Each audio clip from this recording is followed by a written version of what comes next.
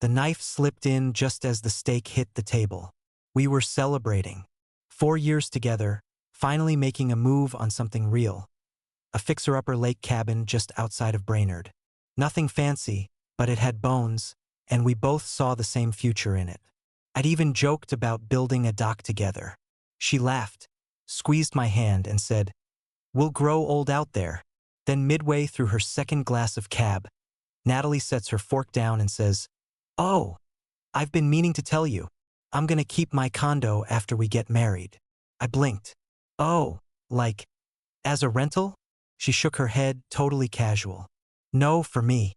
Just in case things don't work out." My brain stopped for a second. "Wait, for you to live in?" She sipped her wine and nodded, like she was talking about car insurance. "Yeah, I mean, it's just smart. You never know. Gotta plan for the worst, right?"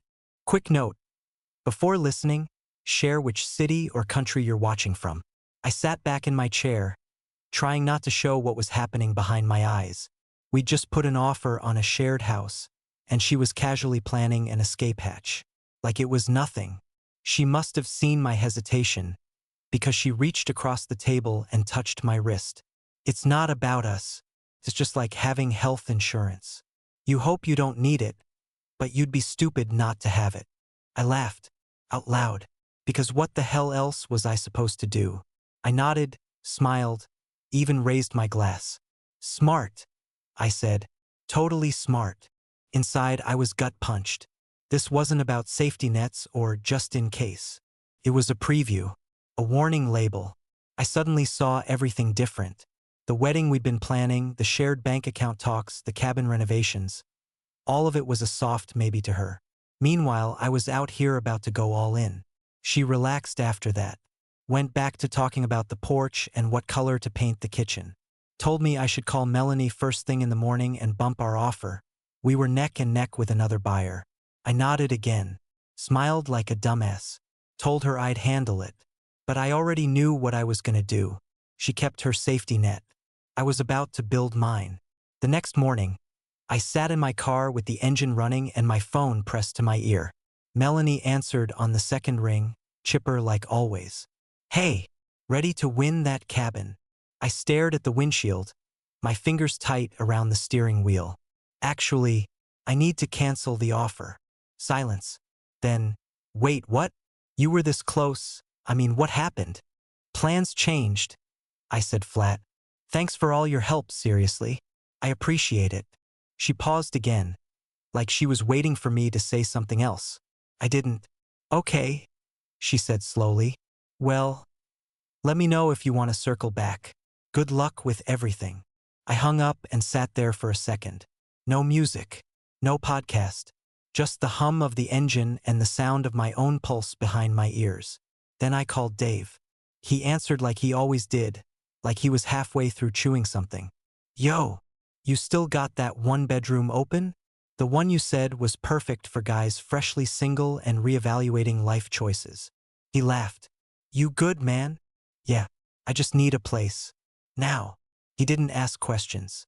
Told me to swing by around noon. I didn't even bother going into work. Just shot off a quick email and drove straight to the unit. The building was near the river in northeast Minneapolis. Newer, quiet. I stepped in and immediately felt something shift. Clean floors, big windows, small balcony overlooking some trees and the edge of a walking path.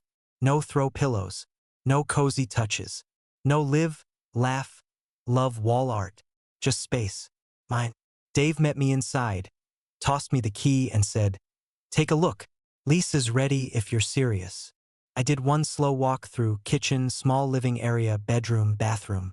All the space I needed. None of the noise I didn't. "I'll take it," I said, grabbing a pen. 2 years. He raised an eyebrow. "Damn, that's a strong bet." "Feels right." By dinner, I was back at my place, half-packed already. Tossed out 2 boxes of junk I hadn't touched in years. Around 8, Natalie called. Her voice was all excited energy. "I was thinking, maybe we knock down that wall between the kitchen and the living room at the cabin. Make it all open concept. You think that's doable?" I leaned against the counter, staring at the half-empty bookshelf. I didn't raise the offer. She went quiet. What? I pulled it. Called Melanie this morning. It's off the table. Dead silence. Then, why would you do that? Because you have your place, and now I've got mine. Took a second for her to catch up. Wait, what place? I signed a lease today. 1 bedroom. It's perfect for one. You're not serious. I am. You've got your condo, I've got this. Fair's fair. I could hear her breathing through the phone, heavy like she was trying to figure out if I was bluffing. That's not, she started, then stopped. You said it was smart to have a backup, I reminded her. So I got mine. This is insane. We're getting married. Are we? Another long pause. She didn't yell, didn't cry, just quietly said, so you're just walking away from everything we planned? I looked around at the boxes on the floor, the half-empty closet, the new lease in my inbox. No, I'm walking towards something that makes sense now. I heard her exhale, not like a sigh, more like a slow leak. Then she hung up. I didn't call back. I went back to packing. I had keys to pick up in the morning. She showed up just after 8 the next morning. Hair pulled back, no makeup, wearing one of my old hoodies. Her face looked like she hadn't slept at all. I didn't invite her in. She walked past me anyway. You weren't serious last night, she said, turning around in the middle of my half-unpacked living room. Tell me you were just pissed off. I shut the door behind her. I meant every word. Her eyes scanned the place. The boxes, the blank walls, the untouched kitchen counter. You really signed a lease? 2 years. She flinched. Why would you do that? Her voice cracked just a little. I leaned against the door. Same reason you kept the condo. Backup plan. She shook her head hard. No, that's not the same. I didn't actually plan to live there. It was just in case something like catastrophic happened. That's the definition of a backup, Nat. You said it yourself, insurance. So I got mine. She stepped forward, hands out like she was trying to physically hold the conversation together. Okay, but you said we were building a life together. That means trust. That means teamwork. Exactly. So how does one teammate secretly planning her exit help the team? She opened her mouth, then shut it. Looked down at her hands. Let me ask you something, I said. Were we gonna pay the mortgage together? Yes, she said quickly. And you were gonna keep your condo? Yeah. Then I was paying for your safety net too. That landed. Her shoulders tensed up. It wasn't like that, she muttered. It wasn't. Then how was it? She didn't answer. Instead, she walked to the window, stared out at the street like the answer might be out there somewhere. I was scared, she said finally. My mom got screwed in her divorce. She had nothing. I just didn't want to end up like that.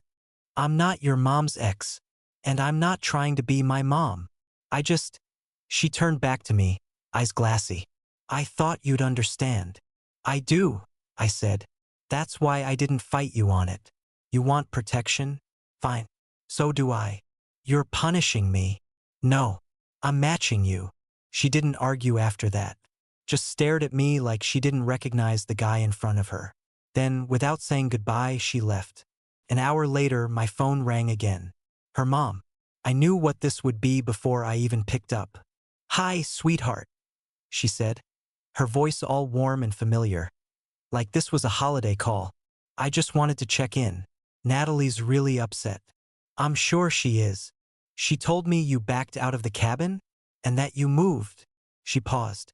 She didn't really explain why. I kept my voice calm. She made a plan for if the marriage failed. So I made one too. There was a long silence on her end. I mean, isn't that just nerves? She said finally. Cold feet?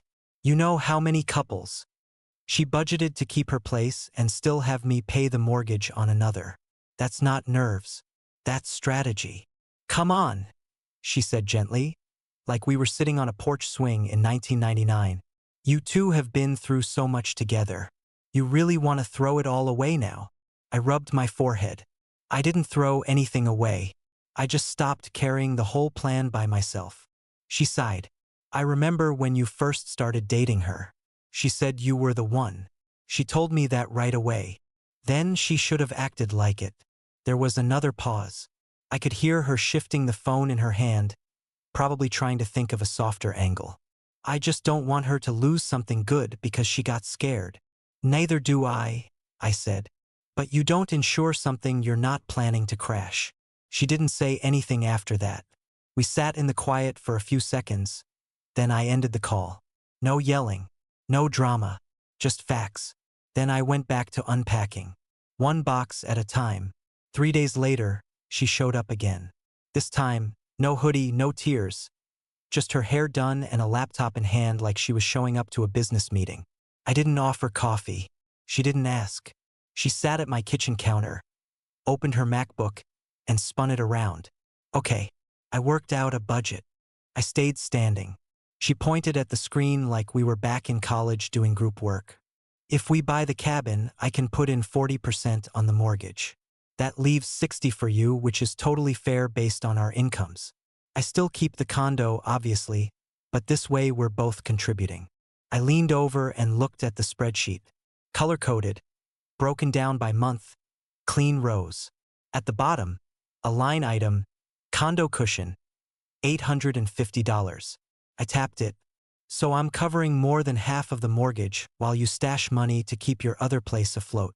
She frowned. It's just smart to have a reserve. We don't know what life's gonna look like in 10 years. I said, standing straight again. Or you. Don't do that. You said you wanted partnership. This is me trying to meet you halfway. This isn't halfway, Natalie. This is you building a second escape hatch with my money holding the ladder. She closed the laptop fast and hugged it to her chest like I might throw it out the window. You're being cold, she said. You're overthinking everything. No, I'm reading the numbers you gave me. And the numbers say I'm financing your backup plan. She sat there, staring at the floor like she was trying to keep it together. Okay, I said. You want to make this work? Let's live apart for a year. You stay at your place, I stay at mine. We date, we build back up, and we reevaluate. Her head snapped up. That's not what married people do. I kept my tone steady. Then sell the condo. She froze. She started, but nothing came out. I waited. Her face twisted. I can't. Why not?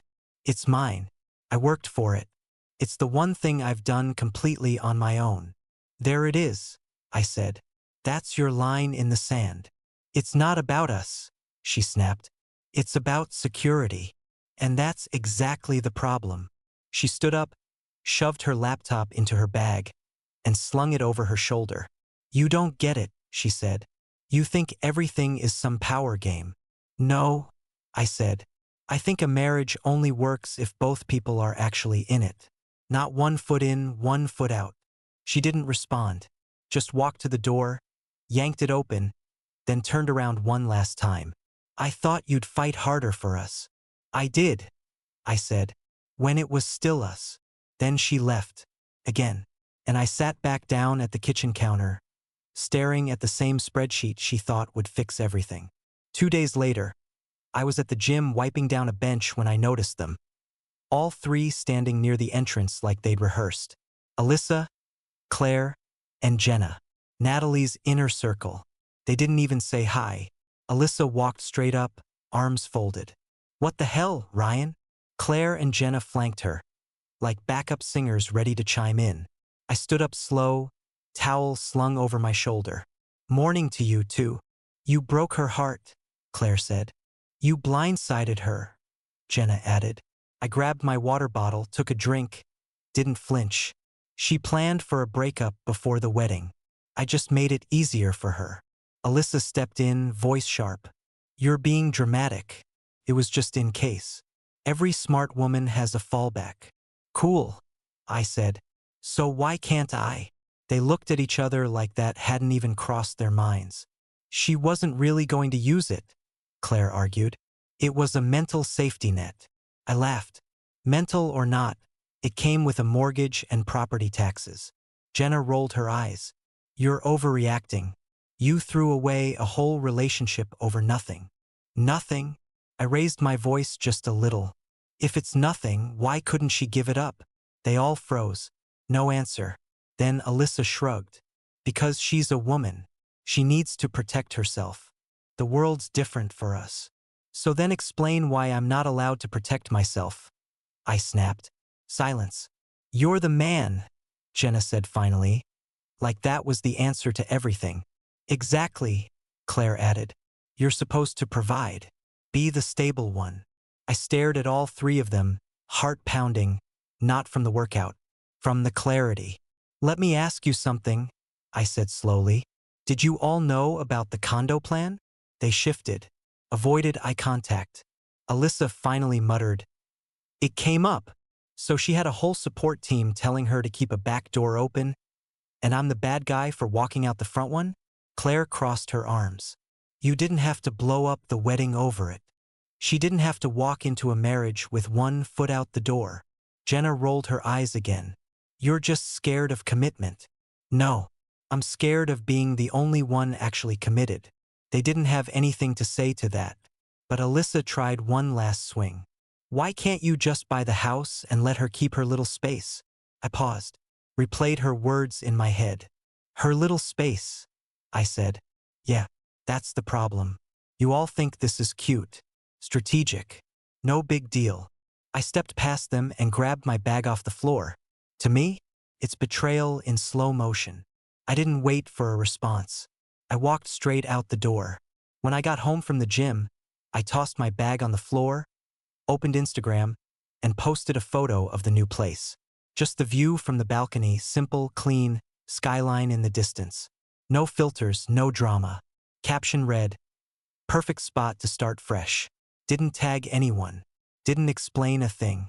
15 minutes later, my phone lit up like someone pulled a fire alarm. First it was Matt, one of my groomsmen. Yo, what's this about? Are you okay? Then Claire's boyfriend, Kyle. Dude, are you and Natalie still together? Even my aunt texted, asking if the wedding was still on because she already booked a hotel. By the time I got out of the shower, I had over 40 missed calls and a full inbox. Then came the knock at the door. Not a polite one, hard, fast, angry. I opened it to find Natalie, her mom, and her sister standing there like a damn firing squad. Natalie charged in first, waving her phone in my face. What the hell is this? You posted that? Without telling me. I stepped back. It's my place. My post. Her mom walked in behind her, holding her purse like she was about to deliver a church lecture. Ryan, sweetheart, come on. This is getting out of hand. Her sister, Chelsea, didn't even wait. This is cruel. You're humiliating her in front of everyone. I didn't say a word about her, I said calmly. I posted a photo of my apartment. Natalie spun around. You made it public. Now everyone's asking me what happened. So tell them. Her jaw clenched. You're punishing me for thinking ahead. No, I'm making decisions based on what's already been said. You told me you needed your condo just in case. Her mom tried to step in again. She didn't mean it like that. She was just nervous, baby. You've been together 4 years. Can't you just do the right thing now? I turned to her. The right thing would have been honesty. Not waiting until after we signed papers to drop that kind of bomb. Chelsea folded her arms. You're acting financially abusive, making her choose between marriage and stability. I actually laughed. No one made her choose.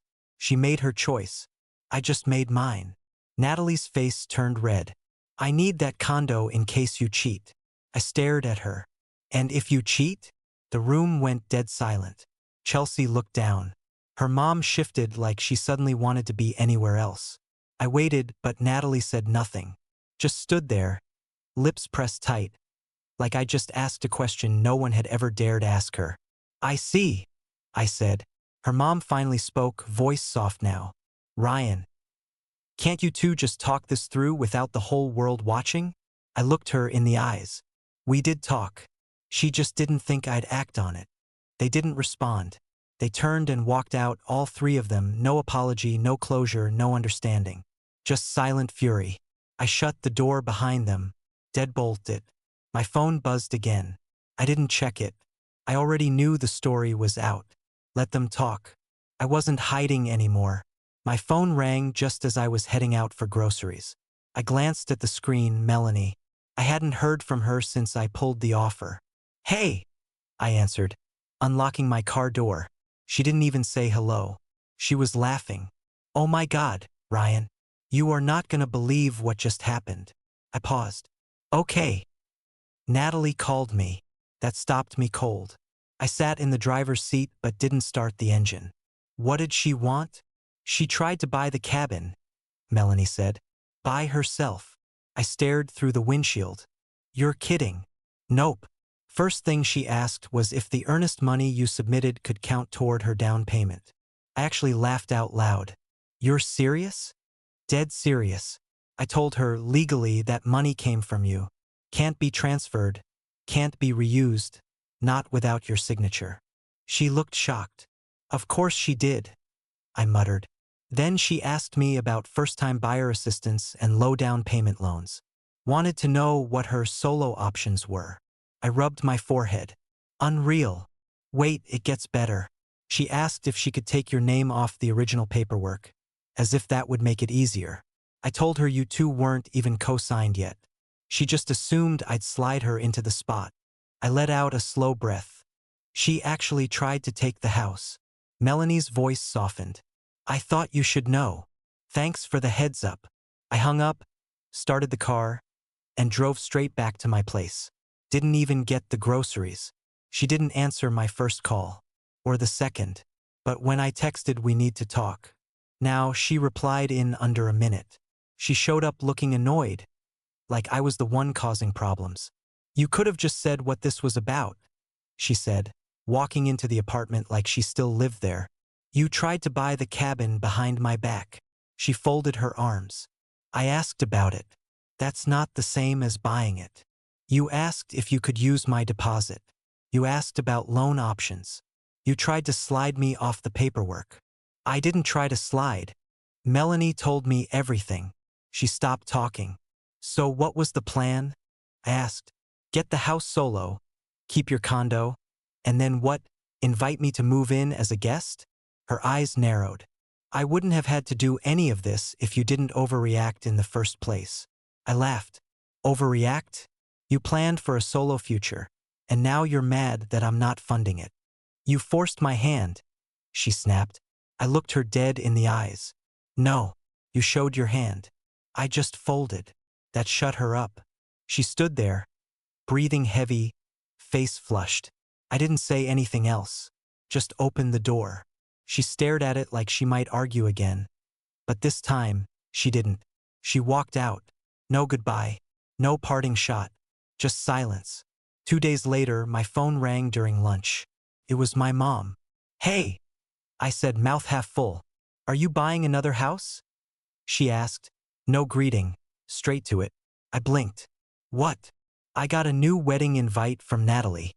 Says the ceremony and reception are at the cabin." "Your cabin?" "The one you backed out of." I sat back. "That's not my house. Someone else bought it." "Well, it sure sounds like it is." I even looked up the address again. "It's the same one you and your father showed me pictures of." "Yeah, because that's the place we almost got." And she's still pretending like we did. There was a pause on her end. "Ryan, what is going on?" "I'm not buying anything. I'm not marrying someone who lies with a straight face." Before she could ask anything else, there was a knock at the door. Natalie. Again. She had a manila folder in her hand and a smile that didn't reach her eyes. "I found us something else," she said as soon as I opened the door. "Better price. Better location." She walked right past me like she'd just gotten promoted, dropped the folder on the counter and opened it. 3-bedroom in Roseville. Brand new appliances. Close to my sister's place, which would be great if we have kids. I flipped through the paperwork. Mortgage pre-approval, bank docs, all of it filled out. In my name. I looked at her. "Did you forge this?" Her expression didn't even flicker. "No. I just used your info. We're basically married, Ryan. It's not fraud." "Actually, it is," I said. "You didn't ask. You didn't even tell me." She rolled her eyes. "I'm trying to save this. You're just sitting around pouting while I'm solving the problem. No, you're creating new ones. You don't get to write me into contracts without permission. You were going to buy the cabin, remember? This is cheaper. That's not the point. She folded her arms, voice going cold. Well, maybe I should start telling people why you really bailed. Maybe it's time people hear how emotionally abusive you've been. I stood there, jaw clenched, heart hammering. That your move? I asked. If it gets you to wake up, yeah. I nodded. Calm. Final. Then we shouldn't get married. Her eyes widened just slightly, like she expected me to fold. You can't just call my bluff. I already did. I walked over, closed the folder, and handed it back to her. This was never about a house. It was about control. She didn't take the folder, just stood there. You can keep playing house with someone else, I said. I'm done. She opened her mouth, shut it again, then finally grabbed the folder and walked out without saying a word. I didn't follow, didn't ask if she was okay. I'd seen enough.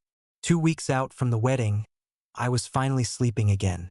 Finally waking up without that brick on my chest. Then there was another knock at the door. I opened it and saw Natalie, and behind her, her dad. Boots, flannel, calloused hands, all of it. The guy looked like he'd just walked off a job site, and he had that look on his face. The "we're gonna have a man-to-man" look. Can we come in? Natalie asked. I stepped aside, but said nothing. Her dad walked in like he owned the place. Didn't even sit. Just stood in the middle of the room and launched right into it. Look, he said. I'm old school. Been married 38 years. You fight, you fix it. You don't throw it away over spreadsheets.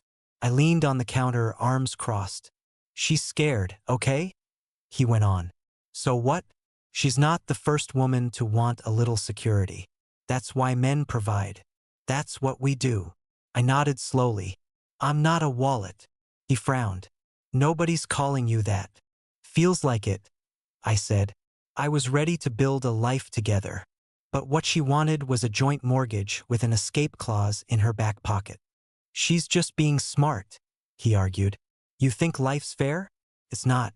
You plan for the worst so you don't end up screwed. No, I said. She planned for the worst so hard. She never committed to the best. Natalie finally spoke. I just wanted to feel safe. I turned to her. So did I. That's why I didn't buy a house for someone with 1 foot out the door. That one landed. I saw it in her face. The way her tears shut off instantly, like someone flipped a switch. She wasn't sad anymore. She was exposed. Her dad muttered something under his breath, shook his head, and walked out without another word. Door didn't even close all the way behind him. Natalie didn't follow him. She stood there, quiet, arms wrapped around herself like she was cold. I was just being practical, she said softly. No, I said. You were being strategic. There's a difference. She looked up. So that's it. I nodded. That's it. She didn't cry, didn't beg, just stood still like she was trying to hold on to the image of how things used to be. I stepped forward, opened the door the rest of the way, and waited. She walked past me slowly, not looking back. I closed the door behind her, locked it, then I exhaled. It was over. 2 weeks after what would have been the wedding, my phone buzzed with a string of texts from a number I'd stopped saving. Natalie, I hope you're happy. The condo's too much on one income. You left me high and dry. Even my dad won't help. I didn't reply. There was nothing left to say. I was walking out of a coffee shop when the last one came through. You were supposed to be my partner. I put my phone away and crossed the street to the park, where Katie was already waiting by the bench, stretching. Tall, fast, smart. We'd met through the Saturday running group. No drama, no games, just easy, honest energy. We started jogging, and after a mile or two, I told her the whole story, from the steakhouse to the fake wedding invites to the forged mortgage papers. She laughed so hard she nearly tripped. She really tried to use your name on a loan? Swear to God. Dude, she said, catching her breath. That's not even love. That's project management. Word had gotten around.